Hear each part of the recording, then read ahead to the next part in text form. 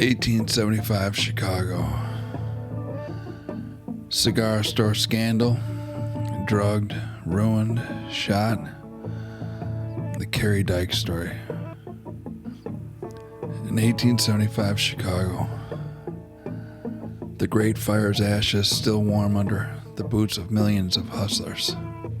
The city begins rebuilding fast, brick by brick, saloon by saloon, scam by scam. West Madison Street. That's the artery. Saloons spilling drunks into the mud, boarding houses packed with immigrants dreaming of something better, and cigar stores on every corner, but not all of them just selling cigars. One at 175 West Madison Street, fronted as a legit tobacco shop, ran by Carrie Dyke, alias Simpson. But behind the counter, a full-blown house of ill fame. Prostitution. Vice. The kind of place where a young girl could walk in excited for a job and walk out ruined. April 20th, 1875. The Tribune drops the bomb. Drugged and ruined. Parents panic. The 16-year-old daughter, innocent, beautiful, name withheld for charity, answers an ad in the paper. Young girl to attend a cigar store. Apply to 175 West Madison. Sounds harmless, right? Immediately hire on Thursday. She's thrilled. First real job. But between Thursday and that Saturday night, the bold prostitute in charge, Carrie Dyke, works her magic. She starts with cider, gets the girl drunk fast. She builds a tolerance, switches to whiskey. The girl retains her senses under the influence. Then, thus drugged, a hanger-on at the disreputable institution takes advantage of her and accomplished her ruin. Straightforward and childlike. That's how she told the Sergeant Byrne. The parents complain. Then Officer Byrne raids just before midnight. He arrests Carrie Dyke, Alice Braidheavy, another inmate, the young girl herself, and 4 worthless individuals lounging there, named F. Banham, J.I. Williams, Albert Mitchell, and another regular called David Anzel. The Tribune doesn't mince words.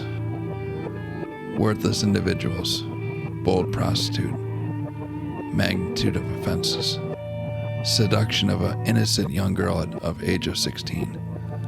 Citizens scream for justice. They hope Byrne gets a punishment that fits. But that's just the start. Fast forward to June 2nd. Same place. Back room. Cigars. Whiskey.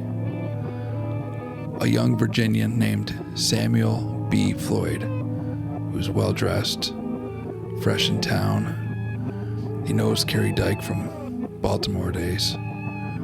He embraces her, and they're intoxicated. In company with Lena White, another woman connected to the place. Then there's David Anzel, the mock auctioneer regular, who was intimate with Dyke. Insists on putting her to bed because he's jealous and he wants her to be free and alone. So he prepares the couch. Then he starts removing her shoes. Starts unbuttoning her dress while she's in Floyd's arms. Floyd objects, pulls a revolver out. He says, "I'll fix you." He fires twice.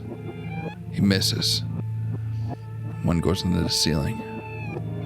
Anzel dodges. draws his own gun, larger bullets this time, and he fires back recklessly, regardless of lives. Women flee after the first shot, and then they became missing for hours after that.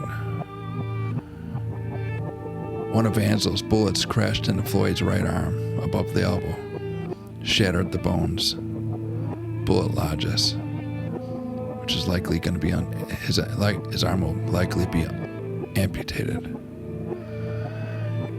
Anzel thinks he killed him, so he runs, but then he surrenders to Officer Reed some hours later.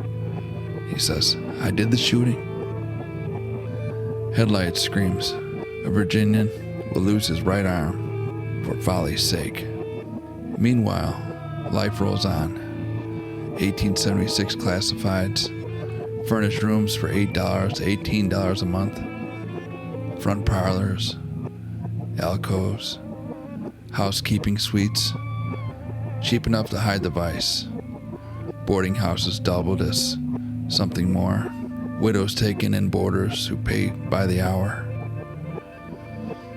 Chicago dreams of civility, but the machine, the powerful, they whisper control. The jury later calls the charges against Carrie Dyke trumped up and malicious. She walks free, honorably discharged. But the city remembers the smell of that cigar store, the seduction, the ruin, the shooting. And the question lingers.